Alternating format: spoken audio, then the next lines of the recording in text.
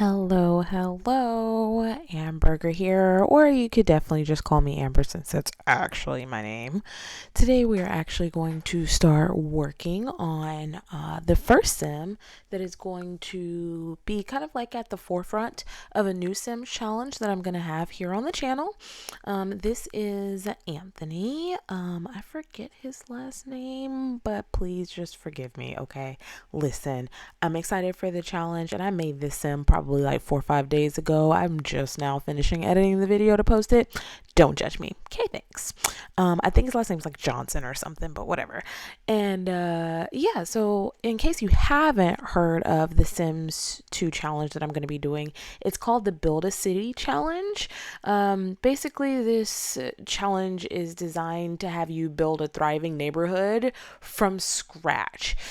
So basically, instead of having a town like Pleasant View that's already there, that has the Sims and their stories already made up, your job is to literally start with almost what's to be considered like founders and literally populate the entire city. There are certain rules that are set around like building community lots and different things like that, who you can marry, who you can't marry, etc., etc.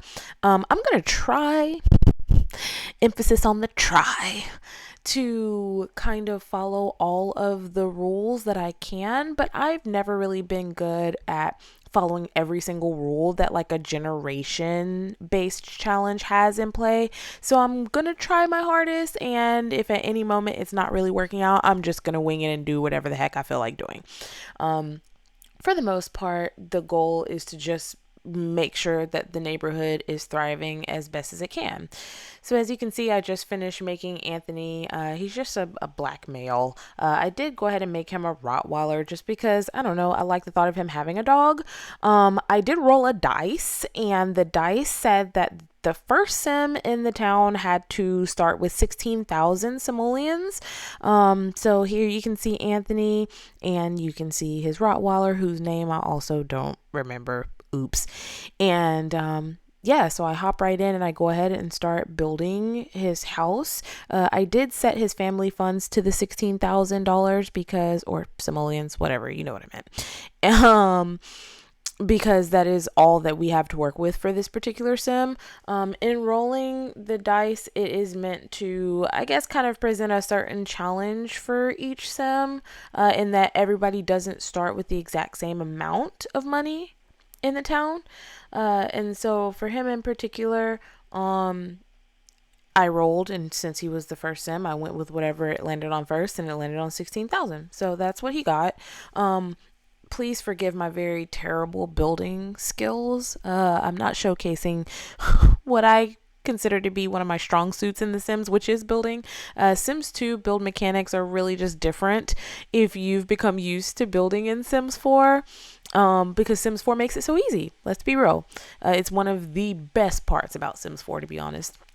And coming back to Sims 2, boy, I'm telling you, I completely felt the struggle. I felt it hard. And so I do try to just kind of go through the process of like getting the hang of the building again. I do feel like I made his house a little bit too big, but I didn't feel like demolishing it and like rebuilding it from scratch because it already took me entirely too long, like way longer than I'd like to admit, to make this little 1 bedroom, 1 bath house. So I left it a little big and just said, hey, as he kind of lives his life or whatever, and finds a mate and they have kids or whatever, at least the house is a little bit bigger, so I shouldn't really have to like add on to it too much. So yeah, in regards to the challenge, I didn't have to select any particular aspiration for the Sims. I believe for him in particular, I did the money aspiration.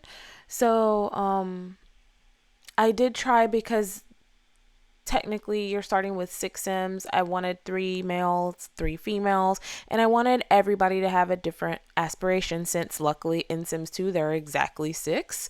So as we go through and I show you guys all of the different Sims that I made for this Build a City challenge, you'll see that all of them do look a little different. I didn't want everybody to look the same because obviously they're the founders of the town. They need to look different in order to make sure that as the people reproduce in the town, everybody doesn't look the same. So He is the one and only black male that is going to be in the town, and he is the only sim that is also going to have the money aspiration, or fortune, I believe, is the actual verbiage for it. So yeah, Pleasant Sims is the one that I got this particular challenge from, so I'll make sure I link the rules to the challenge down below in the description. Like I said, I won't necessarily follow every single thing. She did list some recommended mods and things like that. I don't have any of them. I did try to get the autonomous casual romance mod that she recommended. However, the domain is no longer available, I guess, because let's face it, Sims 2 is pretty old. So I wasn't able to do that. This particular challenge is going to be what is considered rotational gameplay, which I'm also really excited about because I don't typically do that when I play Sims. Usually I just kind of pick one particular household and I stick with them until I get bored and cut off the game and go play something else. So I'm hoping that in playing rotationally, I will actually kind of develop feelings for each of these particular households and actually get excited about playing them. For this particular challenge, we are going to be playing each household for an entire sim week, so from Monday morning to Monday morning, in order to make sure that like everybody has their ages in sync, because in Sims 2 that apparently is a bit of an issue. I don't really remember because it's been a long time. So we are going to start with Anthony here, since he was the first sim that we created. He is also going to be the first sim that we officially play with once we finish the showcase of all of the sims and their households. So yeah, in regards to expanding the city, there are some different rules for like when you can build a new household, when to start a new household, when to move in a new household, when to put down a community lot, etc., etc. So I'll kind of go over those a little bit since we're kind of building this first house. I won't go over it in the other videos, but please still obviously tune in so that you can kind of see what's going on with those particular founders as well. So yeah, in terms of like the general rules for this particular build a city challenge, expanding the city is just going to happen by us creating new households. In creating the new households, we earn community lots. The community lots earn us the ability to create new sims. So that part's pretty exciting. So there's a few different ways. You can have like traditional families, which is where your founder or any other sim that you created move in a townie and then they make babies. When the kids grow up, they can move out and start their own households. I believe that you could play as like servos, which are like the robots or whatever too. I probably won't really focus on that part. I mean, I might down the line because I've never really played with a servo in Sims 2. So that might be interesting. We might revisit that. Or you can expand the city by going into create a sim. Anytime you place a community lots, it earns you sims to create in CAS. Those sims can begin their own households. For each community lot that you place, you do earn one create a sim. So you can, once you place that community lot, you can go ahead and create that sim and set them up in their new household, or you can save up the cast sims and create entire families. So say for instance, we unlock the ability to put down 2 community lots. Now we can create 2 sims. So instead of like making one sim and then, like coming back later and making another sim, we could just make like a husband and wife or like a mother and daughter or whatever. So yeah, the first time I read through it, it was a little bit confusing, but I think I kind of have the gist of it. Basically, anytime you create a new household, you also earn a new community lot. And the community lot allows you to create a new sim directly in CAS. So I'm pretty excited. Like I said, we might like really hunker down and stick to it, or we might just kind of make our own sort of situation with it. In regards to managing the population, we do have to play every single sim that we create.